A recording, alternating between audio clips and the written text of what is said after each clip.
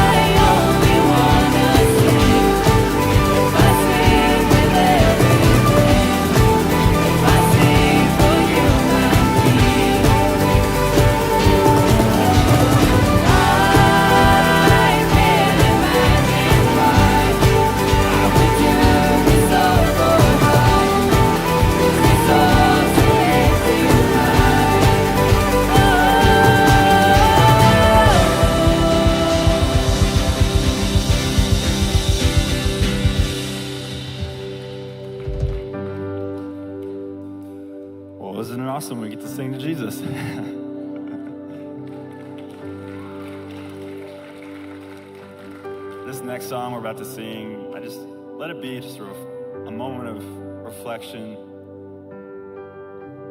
that God is somebody who is worthy to be praised. There's nobody who is ever like him, ever. And that's why we sing, and he's faithful to us every day. And that's why we sing. So, as we sing this next song, I just wanted you to just be reflecting on what we're really singing. If you understand the words behind the song, it should break us apart every time we sing it. So let's just lift up God.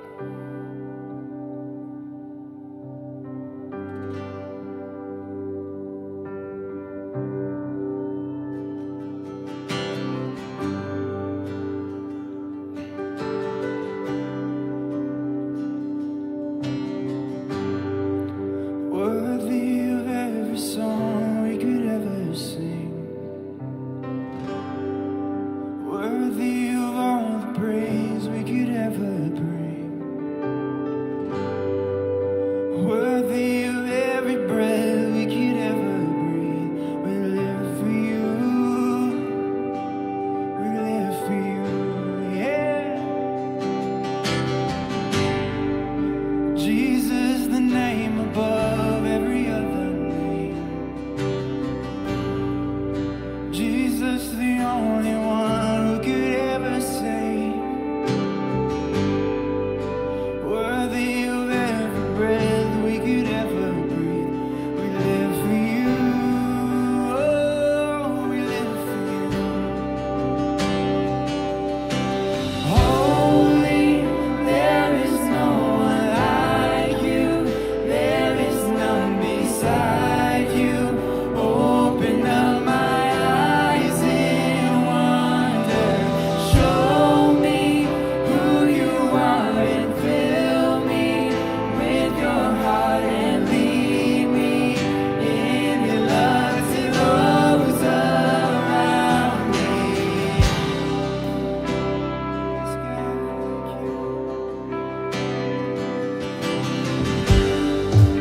Worthy of every song we could ever sing. Worthy of all the praise we could ever bring. Worthy of every breath we could ever breathe. We live for you. We live for you.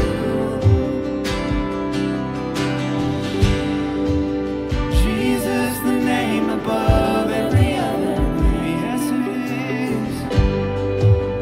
Jesus, the only one who could ever save.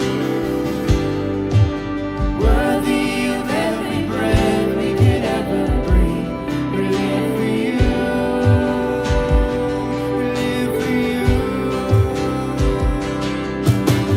Holy, there is no one like you. There is none beside you. Open up my eyes in wonder. Show me who you are and fill me with your heart and lead me in your love to those around me. Holy, there is no one like you. There is none beside you. Open up my eyes in wonder. Show me who you are and fill me with your heart and lead me in your love to those around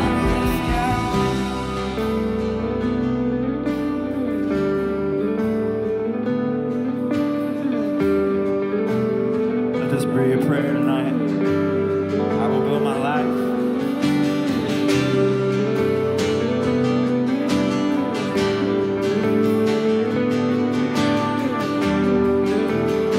Sing it with us.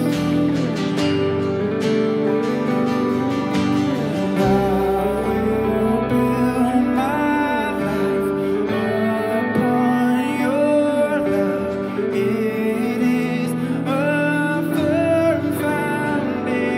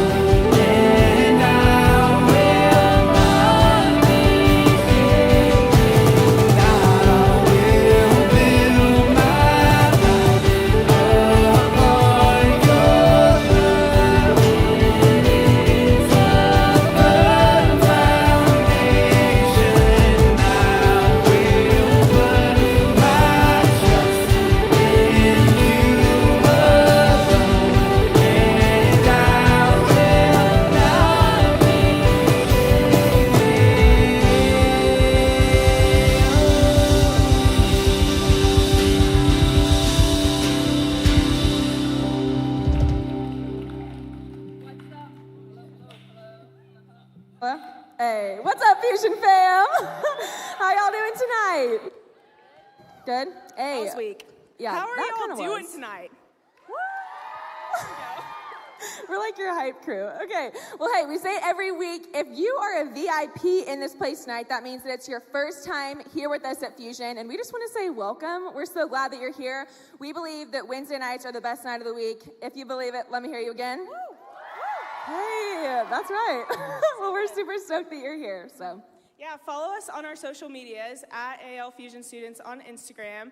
We post a ton about what we're doing this summer. We have a ton of fun things planned this summer. One of which is happening next week, May 26th. We're having FSKO, y'all. Y'all already know. FSKO! Fusion Summer Kickoff happening next week. We're going to have a huge color war. Massive. Chick-fil-A is going to be here. They are. Rolling in the Dough KC is going to be here, which is cookie dough, y'all. Guys, edible cookie dough, okay? So it's safe to eat. And so much more. So bring yourself, bring a friend, and we're super, super excited for next week. Yeah, and we also have our limited edition t-shirts that we're selling out in the lobby, and tonight's your last night to grab it. So $10, make sure you get it before you leave. That'll be available after groups at 8:25. Yeah. And one more thing we're doing next week. Guys. We thought we covered it all. You Guys. thought we were done at Rolling with the Dough, KC? We're not. Something that's happening this summer is 1 week. And next week, we are announcing our squad leaders to you all. So you're going to get to meet them. We have 8 phenomenal leaders who are joining us at 1 week leading out our squads, and we're pumped to introduce them to you guys. So Yeah, it's going to be awesome. Another thing that's happening tonight is we have senior night for all of our graduated seniors. Really quick, if you're a graduated senior, stand up. Stand up. Let us see you. Yeah, let's make some noise for our graduated seniors. Woo! Awesome, y'all are good. You can take a seat.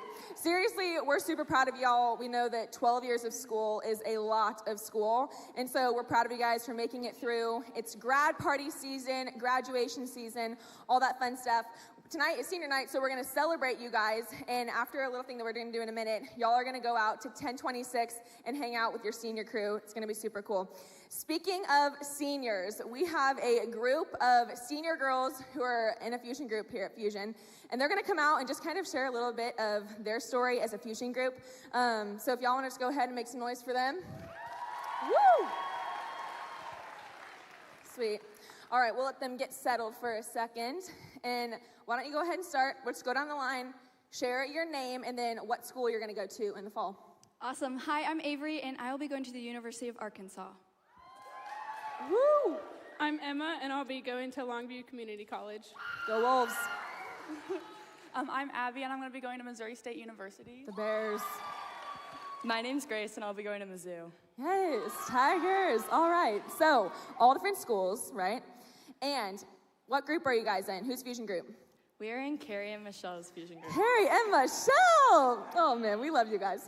Sweet. So, y'all have only been, some of you guys have only been in your Fusion group for about 6 months, right? Like just this past semester? Right. Okay, cool.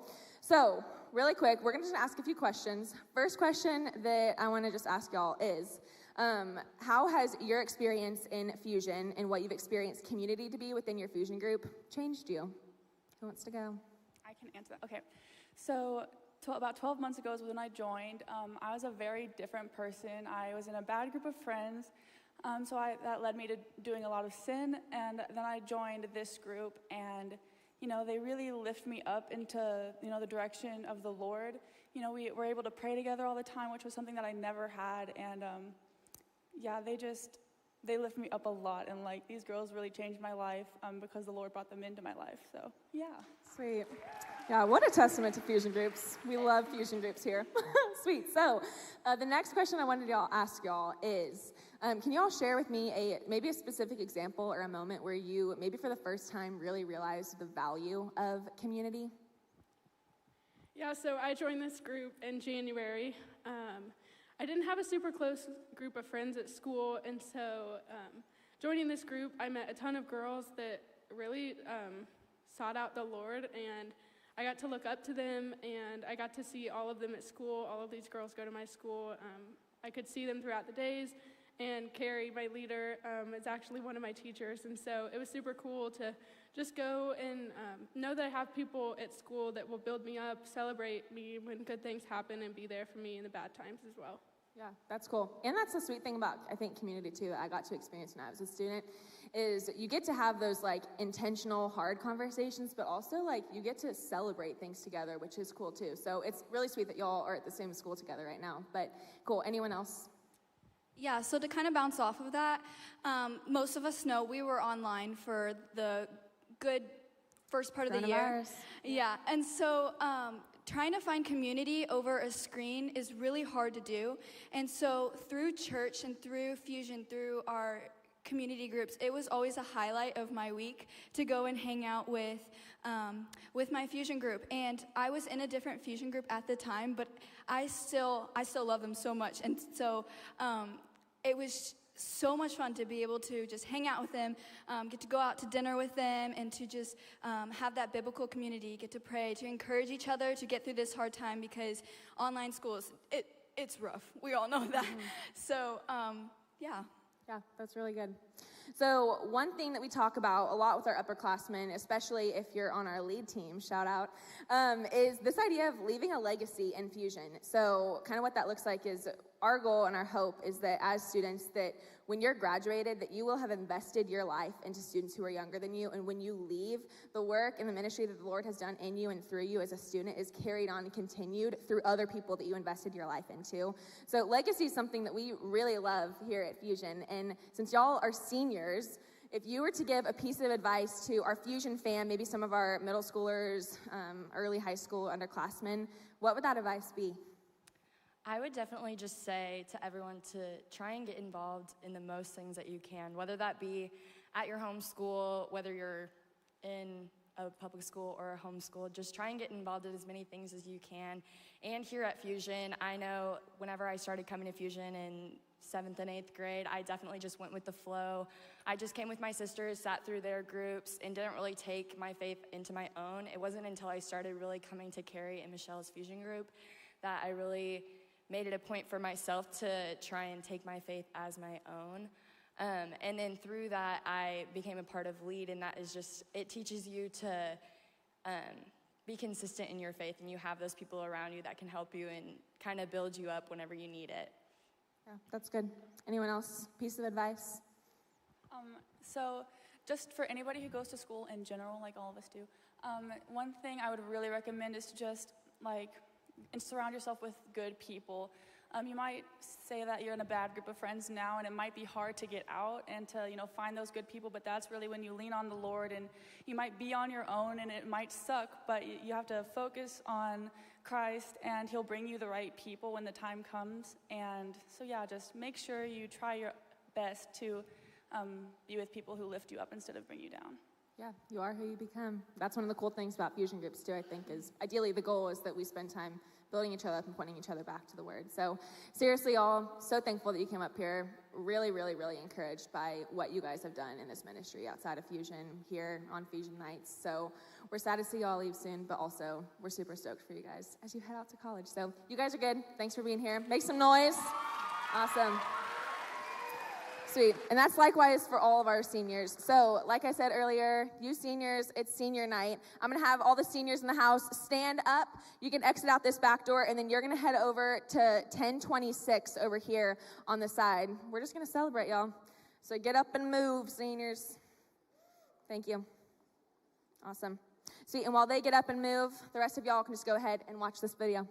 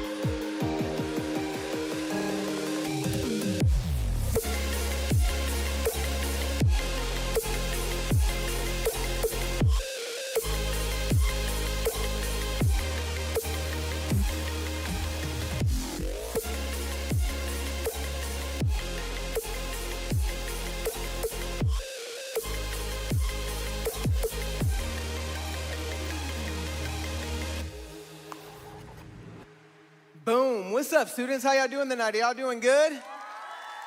Man, it's good to be with you here tonight. Who's excited about the end of school? Come on.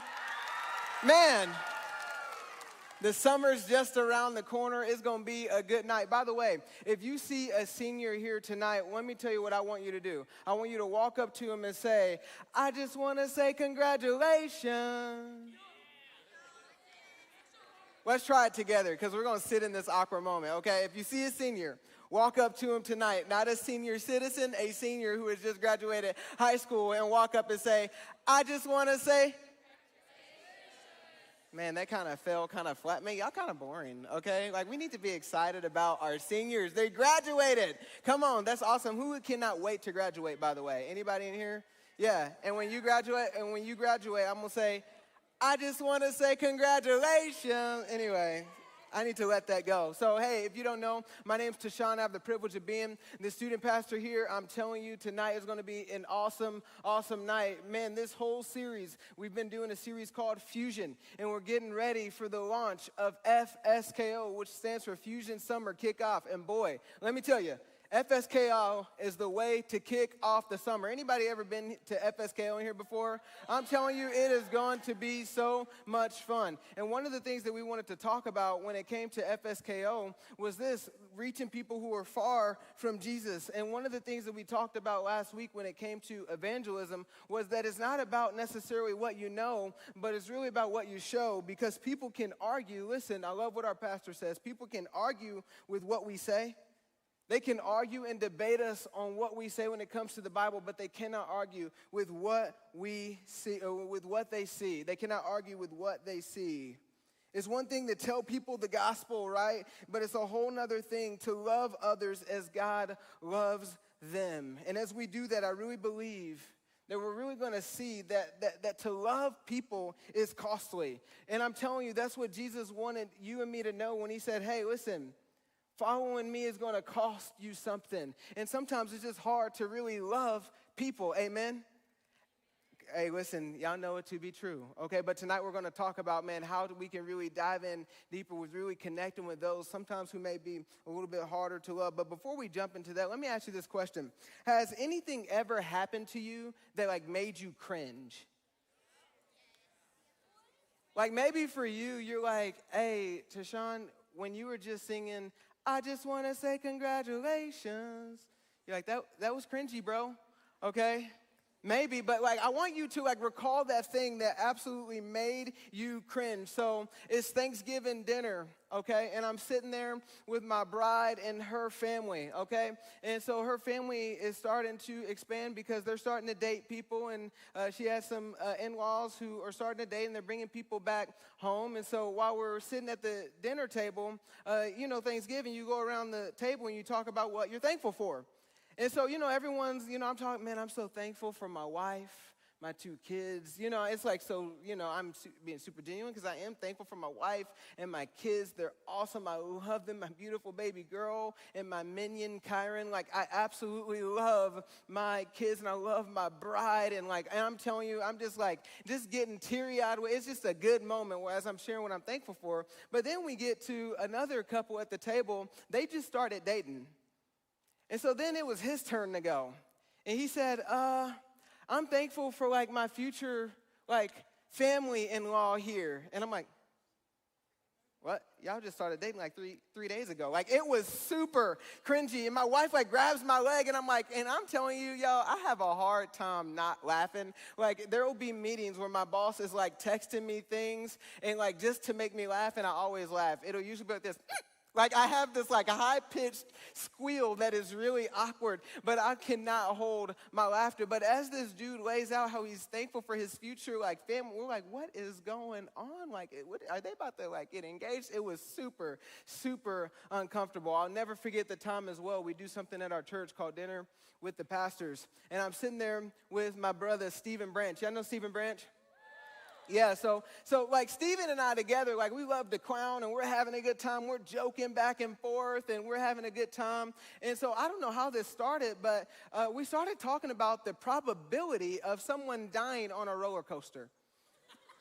Don't know how this happened while we're at dinner with the pastors, but that's not the point. So we're like, hey, you have a better shot of getting struck by lightning than to die on we just start like just talking about these things. And I'm like, at this point, have you ever been so deep into a story that you're like, okay, how do we get here and why are we here? And so I'll never forget the cringiest thing happened. I'll never forget the table got real quiet, real somber, and I'm like, uh-oh.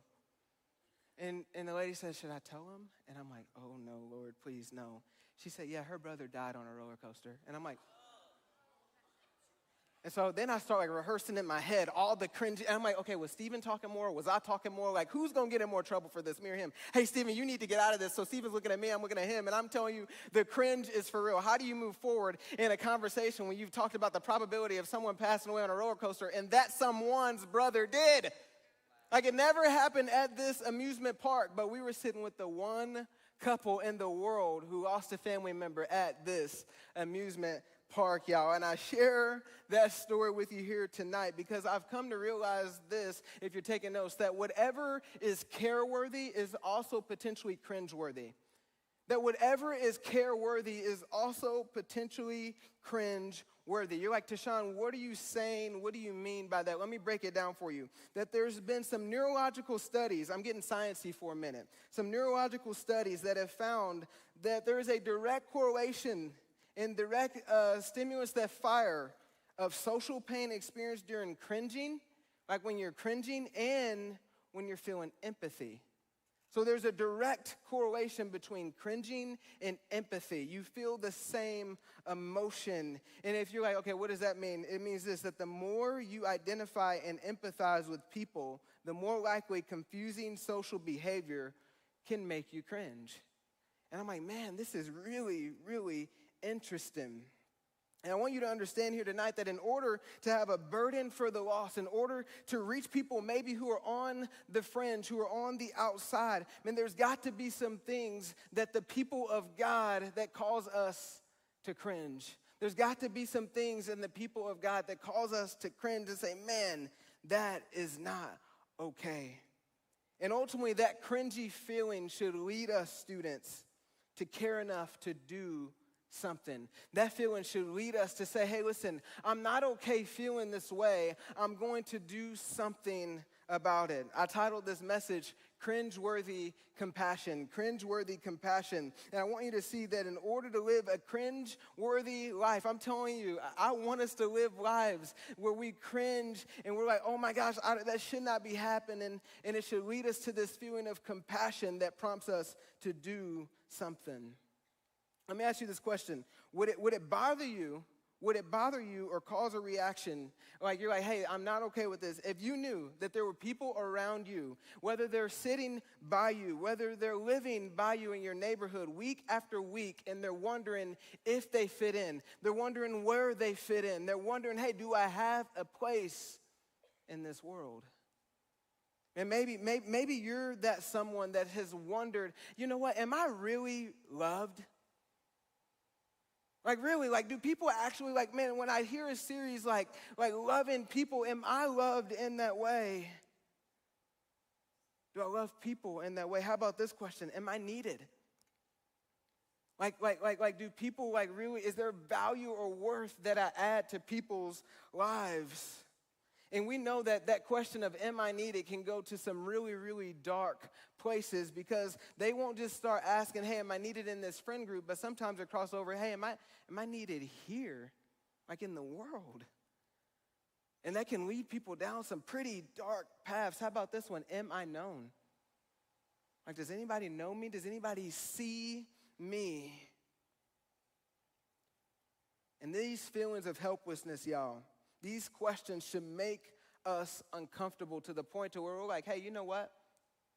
I'm not okay with doing nothing. I'm going to go and do something. And this is exactly the heartbeat of Jesus. If you have your Bible, we're going to be in Matthew chapter 9 tonight. Matthew chapter 9, Jesus is doing something incredible. As he always does, he's about to simply go out and minister to the crowds. And I'm so excited because what you're going to see is the reaction and the sight that Jesus has is the same sight and reaction that you and I ought to have when it comes to reaching the crowds. Matthew chapter 9 verse 36, it says this, that when he saw the crowds, he had compassion on them because they were harassed and helpless like sheep without a shepherd. Other translations say confused and helpless, lost or searching or taken advantage of. Point number one, if we are going to live cringeworthy lives, we've got to go and see. We've got to really have eyes in action to go and see what is going on. And man, if we're going to muster up empathy, right, that leads us to want to do something, we've got to really see something. Because if you don't see it, you won't be able to do anything about it. And for you and for me, one of the things that I think that you students can really do is really peer into, hey, like, what are the different pains that some of your peers are navigating through? Like, what are some of the different pains that you know that people are navigating through? And I can tell you that all of us have experienced a trauma in the last year, and it is called 2020. Well, Tashawn, listen, we're in 2021 now, but let me just tell you that social science is still trying to figure out the real trauma that 2020 caused on society. You know people, you know friends who went into 2020 and leapt out, and they're not the same. Maybe you're not the same. And the heartbeat of Jesus was to really see the pain of other people, and not on a surface level. One of the things I love about Jesus is that he's not a surface level God. Like, he doesn't just address the things that is the presenting problem. Like when people say, hey, how are you doing? Good. Or, hey, like, what's going on? Well, you know, I just got this issue. You don't give people the real issue. It's the presenting problem. Jesus sees deeper than on the surface because Jesus, one, is God. Let me tell you, Mark chapter 2, something interesting happens. Okay, we've all heard of this story of the man who is the paralytic, okay?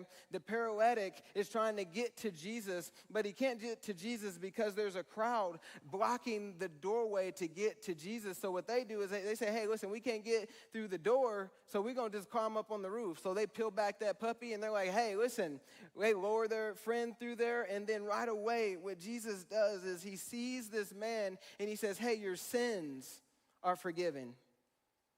If you were following what I was just saying, the issue with the man was that he's paralyzed, but Jesus saw him and he said, your sins are forgiven. Why did he not address the man and say, hey, listen, be healed, get up and walk? Because the real issue of this man wasn't that he couldn't walk. The real issue of this man is that he was paralyzed because of his sin. And Jesus said, hey, listen, I have a problem. I have an answer to your sin issue, and that is me. And I can step into your situation and I can heal the real problem because I see the real problem. I love 1 Samuel 16:7, where it says this, the Lord said to Samuel, do not consider his appearance or his height. I've rejected him. The Lord does not look at the things people look at. People look at the outward appearance, but the Lord looks at the heart. Aren't you glad that the Lord looks deeper than the surface? That he knows the real heart issue that you are navigating through. And he wants you and me to also see people in that same light. To say, hey, listen, it's not just about what you can see. So just because they say they're okay, it may not mean that they're okay. And we've got to be willing to dive into those cringy moments. In our culture, y'all, I'm telling you that our culture gives the worst advice, the worst help for people who are really navigating meaning and worth. And you know this to be true. The culture will say this, listen, however you can get attention, get attention that way. So if you can get attention by dressing less, then dress less. If you can get attention by being a class clown, then be a class clown. Distract everyone around you. And however you need to get attention to feel more worth and more value, do it that way. Where Jesus is like, hey, no, that is not the way. Where culture will say, hey, listen, love yourself and respect others. The problem is that, man, we do love ourselves a little bit too much. And then we give respect to other people, and it's very conditional. And while we're trying to love ourselves, let's just be honest, sometimes we don't respect ourselves. That loving yourself and respecting yourself, they are two different things. That's why Jesus would say, hey, listen, love others, respect yourself. And be loved by me, and I got you. But culture feeds this confusion more and more. Let me ask you this. How often do you see helpless people harassed, defeated by the world? They're left searching and wondering who they are and why they're here. Can you remember a time in your life? I want you to think of that moment where you're like, hey, you know what? I saw something. This was totally off. It made me cringe. I wanted to do something. Maybe they were sitting by themselves. Man, maybe they were crying, and it was like, man, I really want to step into this situation, but I don't know. I remember when I was in college, and one of the things about me that I have a hard time with is sometimes accessing my emotional side, because I know, and I'm like, man, if they see me cry, they see me break down, man, what are they going to think of me? I'll never forget one of my friends was navigating the pain of losing a friend, and I'm like, man, I know exactly what that loss is like. And I remember him just being in that moment, being in tears, and I had a decision to make. I could either step into this awkward moment. I mean, he is like crying, and it's like, I mean, he's broken, right? I can either step into this, or I can just say, nah, man, I don't want to feel this. I want to suppress this. Hey, bro, you'll be all right, and walk away. But instead I say, hey, you know what? Why don't I sit in this with him? And I haven't always got this right, by the way. But I'll say this, that if we're going to be a ministry that reaches those, if Fusion is going to be a ministry that reaches those who are far from Jesus, we have to have eyes like Jesus. We have to have eyes like Jesus. And I'm telling you, students, like there are some things that keep us sometimes from really seeing some things, because, man, what if, like, Tashawn, it might cost me to go and approach that person. Like some of the reasons why we choose not to really step into these moments is sometimes it's inconvenient. Right? It's like, man, I'm trying to get somewhere, or man, maybe I'm trying to do something, and like this would just be genuinely inconvenient for me to step into this moment. Maybe it's social acceptance. Let's just be real. I remember being in high school, and I see people, and there were some people that you didn't want to be seen around. Let's just be real. And I was like, man, those people that you don't want to be seen around, I want to stay away from them so I can maintain my status. Well, now I'm dealing with some pride. Let's just be real.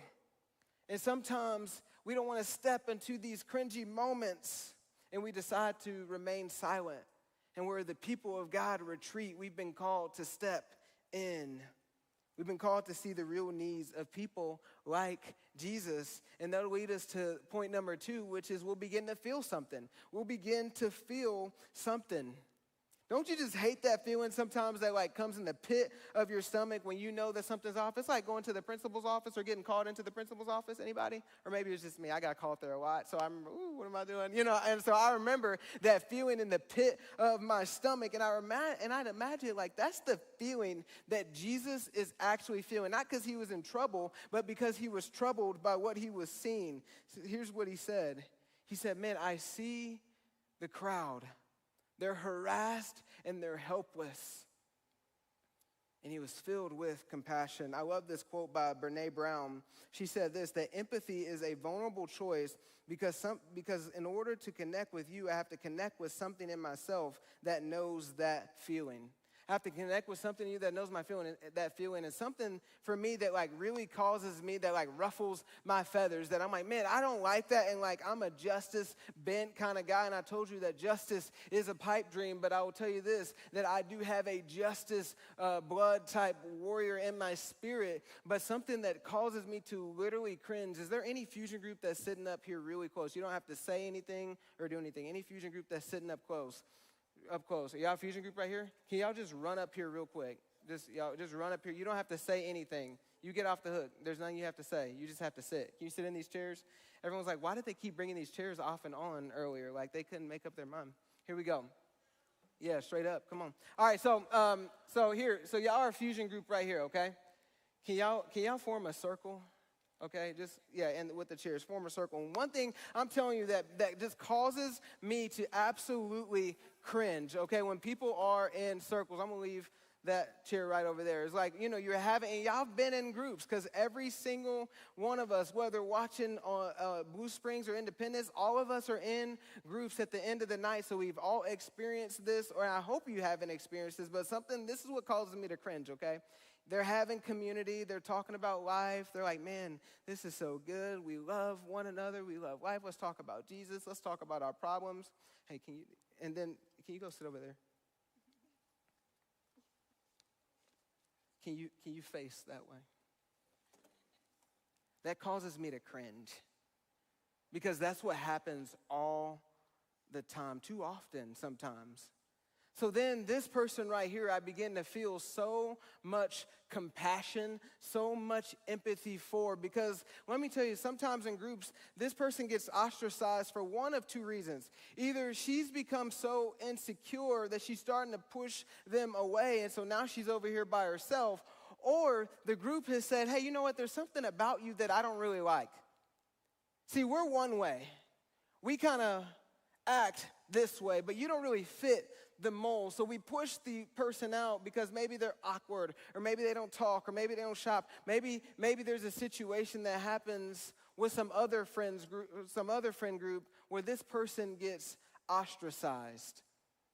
Y'all, that causes me to absolutely cringe. Because I'm like, man, imagine being her and the voices that are being spoken to her. So she's sitting here navigating. Can y'all begin to whisper? Just talk to one another. So now she's wondering, man, are they talking about me? Like, are they gossiping about me? Like maybe they don't like something that I say or something that I do. And so then, we step back over here, and you're like, oh no, they're not. Were y'all talking about her? No, they weren't talking about her. But we've given room for the enemy to work. Right? And that's exactly what he does. It causes me to cringe because I'm like, man, we're letting him in. We're letting him in all because we did this. We isolated one of our own.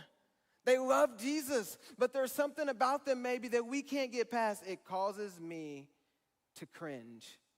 How about you? Y'all can head back to your seats. Thank you so much. Hey, you're not alone. Thank you so much for sitting over there. So here's the reality. No, you can leave him right there. That causes me to absolutely feel some kind of way.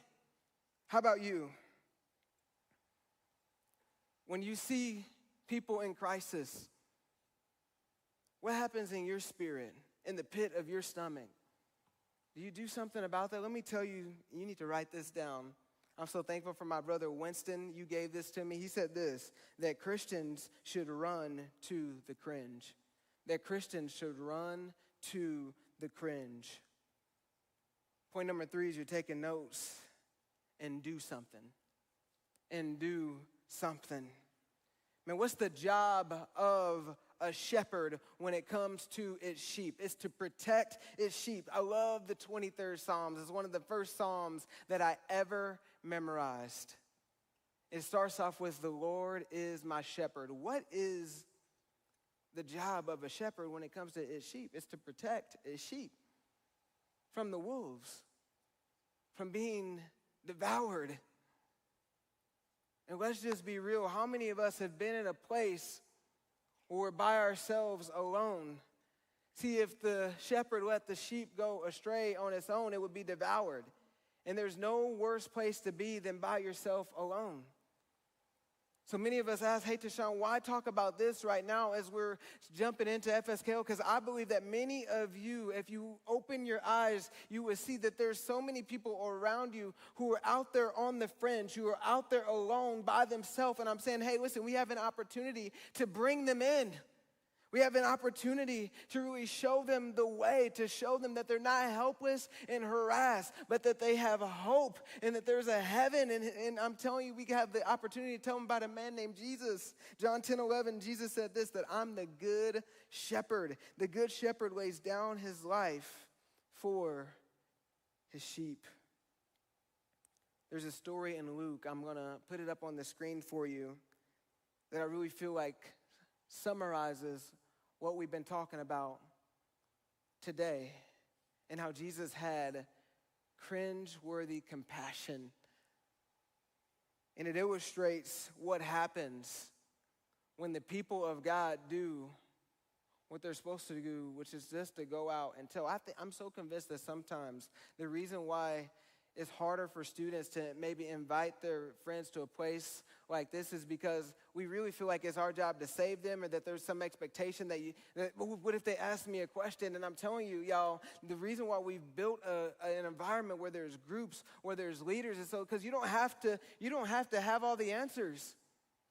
But I'm going to tell you this, as I said last week, if you are one way at Fusion but another way out there, it's going to make it so much more difficult to really be Jesus to somebody.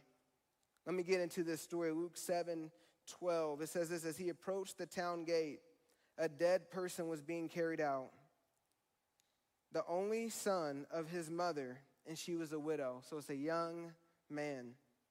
A large crowd from the town was with her.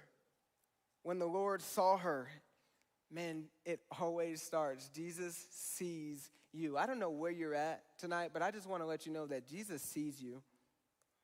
He sees you. And he saw her. His heart went out to her, and he said, "Don't cry." Then he went up and touched the bear, which is the casket they were carrying him on. The bearer stood still. He said, "Young man, I say to you, get up." The dead man sat up and began to talk. Jesus gave him back to his mother. They were all filled with awe and praised God. A great prophet has appeared among us, they said. God has come to help his people. Students, let me help you understand that the reason why Jesus could tell them with authority to stop weeping wasn't because he wanted them to be sad. Man, it's okay to be filled with sadness. But Jesus said, hey, listen, you don't have to cry anymore because I'm about to turn your sorrow into joy. I'm about to turn this situation around. I'm about to resurrect a life. You're about to witness death to life. And I share that with you, students, because now God has called us to be his ambassadors, to be the ones who are telling people about the living hope in a dead world. Filled with darkness, being harassed. We don't have to be discouraged because Jesus can resurrect dead things and bring them to life.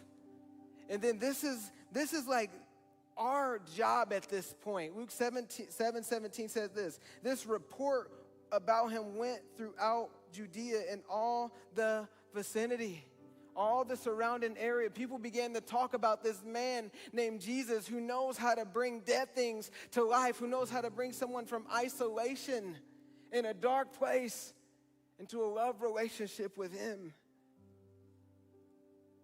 Who's been invited to Fusion before by somebody else? That's cool. Who just showed up and was like, hey, I just heard about this Fusion thing. Just stumbled in here. That's cool. Let me tell you something. I'll never forget the time when I was invited in. See, I never knew about Fusion. I was invited in. I will never forget the text message that I got to get invited to Fusion. I have it up on the screen for you. I got this message. Coach said, hey, what's up, buddy? What are you doing these days? Still in Springfield? I said, yeah, man, still here. I interned at a church. By the way, let me just tell you, the church that I interned at, the youth group was named Fusion. Somebody tell me that God isn't real. That's a story for later. And I work full time, and I'm also about to get married, and I'm keeping busy, LOL. How you doing, coach? He said, what are you doing for work? Working at Verizon Wireless. If you want to know what I did before here, I worked at Verizon Wireless. He said, well, would you be interested in looking at a full-time youth pastor position? I said, heck yeah. Straight up. I remember getting that text message like it was yesterday. I was sharing it with our team, and I was just filled with emotion because I'm like, what if someone hadn't invited me in? Like, what if someone had never even thought to invite me to a place like this? I wouldn't be here. Man, same for many of you. And the reason why we're praying again for 1,000 is because when I look at the numbers across this place, Blue Springs, Independence, and right here in Lee Summit, I'm like, this is an obtainable goal. But we got to be all in. It's a daunting goal. Y'all trust me, you throw out a number like 1,000 and it's like, Tashawn, well, what if people don't show up? Yeah, that'll be a little cringy, but guess what? I won't care. Let me tell you why. Because I know that the ones who are here are going to hear the gospel. And it's not about a number. This is about life change. Man, I want to see your lives changed by Jesus. At the end of the day, You talk about leaving a legacy. What I want for you to leave Fusion and know that you can be in a place and space among other believers where you're loved, where you're known, and where you're poured into, and you're like, hey, listen, people actually care about me. I want you to ponder this question, or this statement, rather, that I have for you. It says this: too many students are on the cold side of the church. And this next week, we're asking you to invite students, maybe for the first time in their lives, to be on the warm side of a closing door. You're like, what does that even mean? Students, you're on the inside of the doors. You're on the warm side. To be on the outside means that you're left in the cold. I'm inviting you to invite someone to be on the inside, on the warm side of a closing door. And that's exactly my story of how I ended up here. So we're going to do something right in this moment. I'm going to jump off this altar, get on my knees, even at Blue Springs and at Independence. We're just going to have a time of prayer because I want to see a move of God next week. And I believe that a move of God can happen, but a move of God will not happen without a prayer movement of his people. And we are his people, so I'm calling you, come down here and pray with me.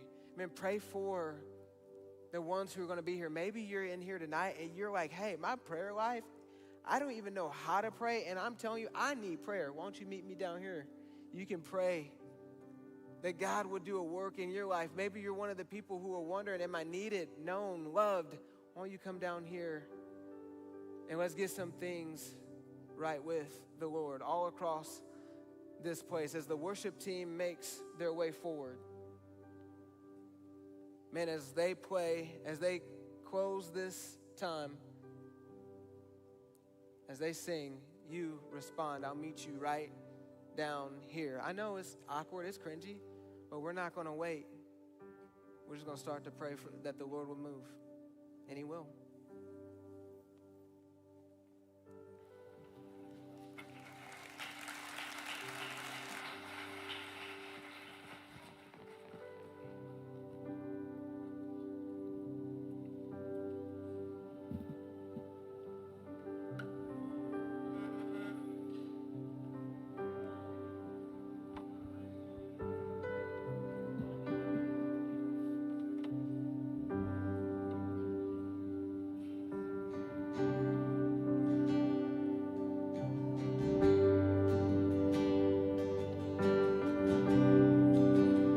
Reflect on these words with us.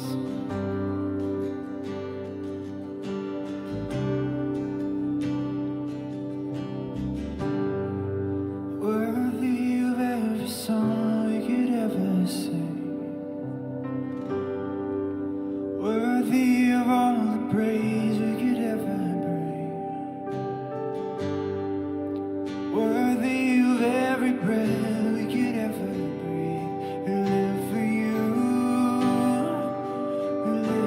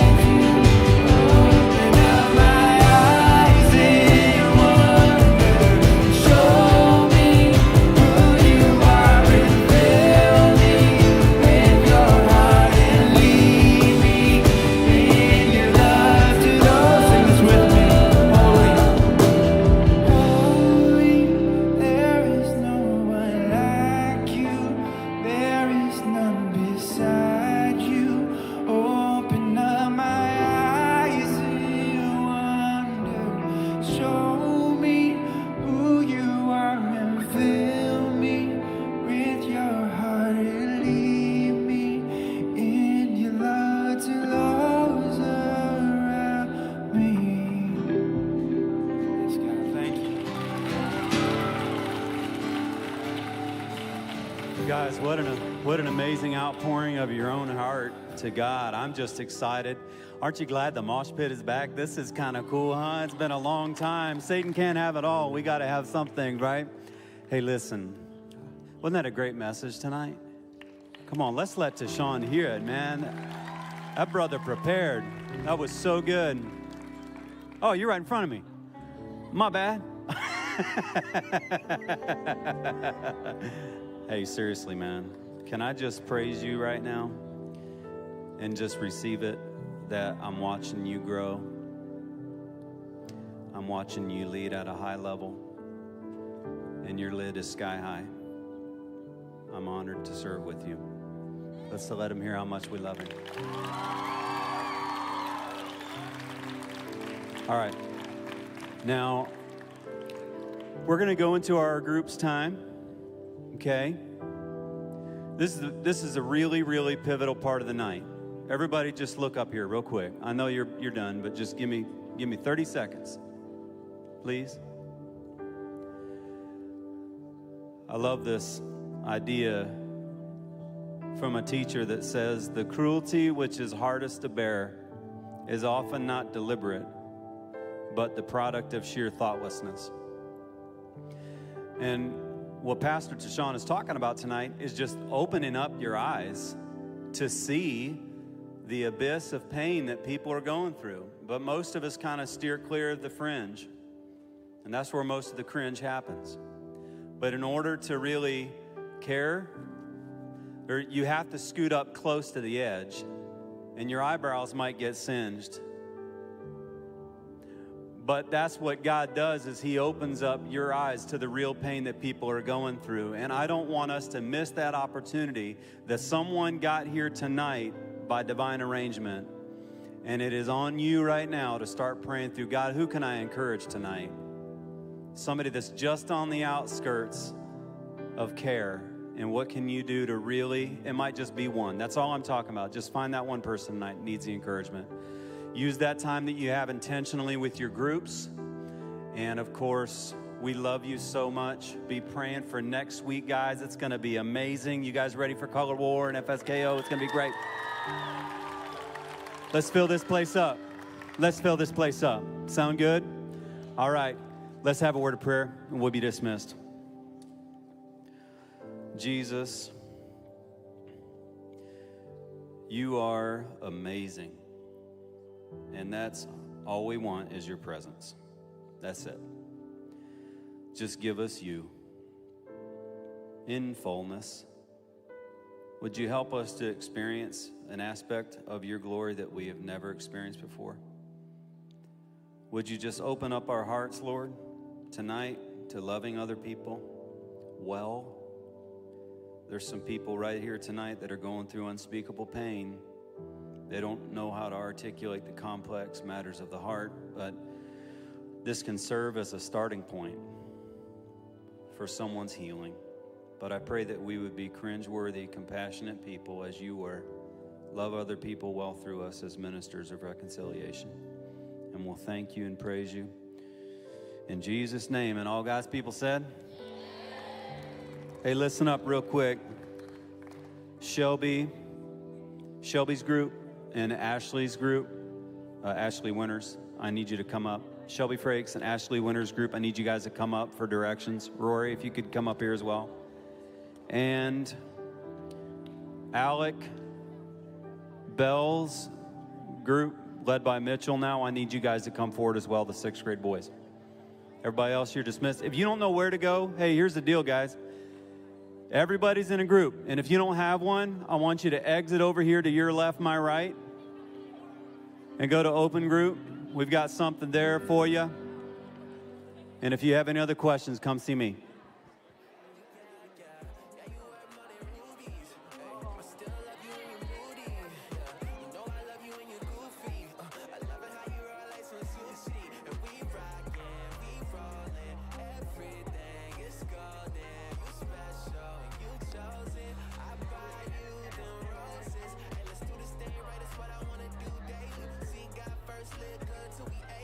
Rory.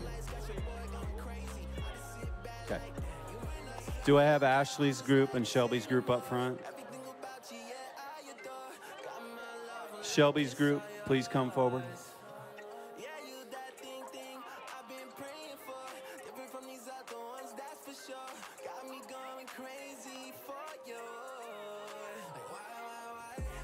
Ashley's group. Ashley Winters, right here. Roy. All right, Alec Bell's group, 6th grade boys. Okay, you guys right here? You're gonna go with Chris, okay? Hey.